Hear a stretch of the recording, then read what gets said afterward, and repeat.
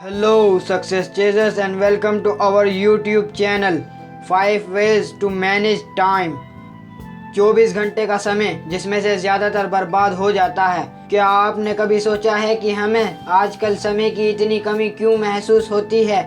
समय पर काम ना होने पर हम झल्ला जाते हैं, आग बबूला हो जाते हैं, चिढ़ जाते हैं। समय की कमी के चलते हम लगभग हर पल जल्दबाजी में हड़बड़ी में रहते हैं। इस वजह से हमारा ब्लड प्रेशर बढ़ जाता है, लोगों से हमारे संबंध खराब हो जाते हैं, हमारा मानसिक संतुलन गड़बड़ा जाता है। इसकी वजह यह है कि हम आज के दौर में बहुत तेजी से आगे बढ़ रहे हैं, नए नए इनोवेशन हो रहे हैं। क्या आपको पता है कि आपके पास कितना वक्त बचा है? अगर आपकी उम्र 100 साल मान लें कि आप 100 साल जिएंगे, तो इन 100 सालों में आपके पास सिर्फ 36,500 दिन होते हैं। ये पता लगाने के लिए कि आपके पास कितने दिन बचे हैं, तो 36,500 में से गुजर चुके दिनों को घटा दें। अगर हम अपनी ज़िंदगी में कुछ करना चाहते हैं, बनना चाहते हैं या पाना चाहते हैं, तो हमें वक्त का बेहतर इस्तेमाल करना सीखना होगा, ताकि इस दुनिया में अपने लिमिटेड टाइम में हम वह सब पा सकें जो हम हासिल करना चाहते हैं। अब बात करते हैं उन 5 तरीकों की जिनके इस्तेमाल से आप अपने वक्त का बेहतर इस्तेमाल कर सकते हैं। Number 1, time table. Time table वक्त की बर्बादी को रोकने का एक अच्छा तरीका है। इससे आपको पता होता है कि आप किस चीज़ में कितना वक्त बर्बाद कर रहे हैं। जिस तरह पैसे की बर्बादी को रोकने के लिए बजट बनाना ज़रूरी है, उसी तरह समय की बर्बादी को रोकने के लिए टाइम टेबल बनाना ज़रूरी है। नंबर 2, 80-20 रूल का इस्तेमाल करें। परेटो का 80-20 का नियम वक्त का बेहतर इस्तेमाल करने के लिए बहुत इम्पोर्टेंट है। परेटो के अकॉर्डिंग आपकी 20% प्रायोरिटी आपको 80% रिजल्ट देगी। आपके 20% काम आपको 80% सक्सेसफुल बनाते हैं, यानी हमें 80% रिजल्ट 20% टाइम में मिलते हैं। इसका मतलब ये भी है कि हमारा 80% टाइम 20% रिजल्ट पाने में बर्बाद होता है। तो इसीलिए 20% कामों को ढूंढें जो 80% रिजल्ट देते हैं। थोरो ने कहा था, व्यस्त होना काफ़ी नहीं है, व्यस्त तो चींटियां भी होती हैं। सवाल ये है कि आप किस चीज़ में व्यस्त हैं। नंबर 3, ईट दैट फ्रॉग, यानी सबसे इम्पोर्टेंट काम सबसे पहले करें। स्टूपिड इंसान जिस काम को आखिर में करता है, इंटेलिजेंट इंसान उस काम को फौरन कर देता है। अक्सर हमारी डेली लाइफ इस तरह की होती है कि हमारे सामने जो भी काम आता है हम उसे करने लग जाते हैं। इस वजह से हमारा सारा टाइम छोटे छोटे कामों को करने में चला जाता है। हमारे इम्पोर्टेंट काम इसलिए नहीं हो पाते क्योंकि हम लेस इम्पोर्टेंट कामों में उलझ जाते हैं।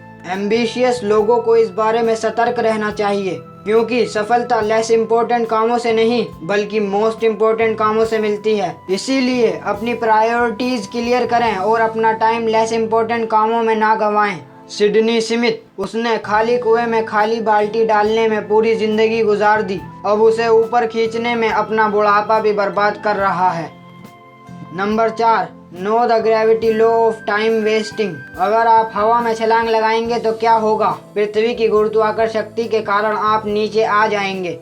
यही वक्त के बारे में भी होता है। जैसे ही आप कोई इम्पोर्टेंट काम शुरू करते हैं, वैसे ही रुकावटों की गुरुत्वाकर्षण शक्ति एक्टिवेट हो जाती है और आपको नीचे धकेलने लगती है। दूसरे लोग आकर आपके काम में रुकावट डालते हैं, वे आपसे कोई दूसरा काम करने को कहते हैं, कोई आपसे मिलने आ जाएगा, किसी का फोन आ जाएगा। ये और कुछ नहीं, समय का गुरुत्वाकर्षण नियम है। जैसे ही आप कोई ज़रूरी काम शुरू करते हैं, रुकावटें सामने आने लगती हैं, दूसरे काम हावी होने लगते हैं और सिचुएशन और भी बदतर हो जाती है। ये और कुछ नहीं, रुकावटों का गुरुत्वाकर्षण है। आपको इस गुरुत्वाकर्षण शक्ति के बारे में अवेयर होना चाहिए। याद रखें, इस दुनिया में दूसरों की सफलता से जलने की परंपरा है। इस दुनिया में दूसरों की टांग खींचने की परंपरा है।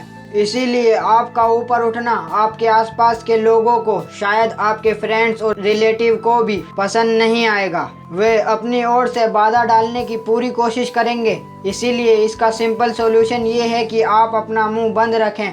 किसी को भी ये ना बताएं कि आप कोई इम्पोर्टेंट काम कर रहे हैं या आप कितना ऊपर पहुंचना चाहते हैं। अगर आप डींगे हाँकने और अपनी प्लानिंग को बताने से बच जाएं, तो आपका इरादा किसी को भी पता नहीं चल पाएगा और आप टाइम के गुरुत्वाकर्षण के नियम से बच जाएंगे।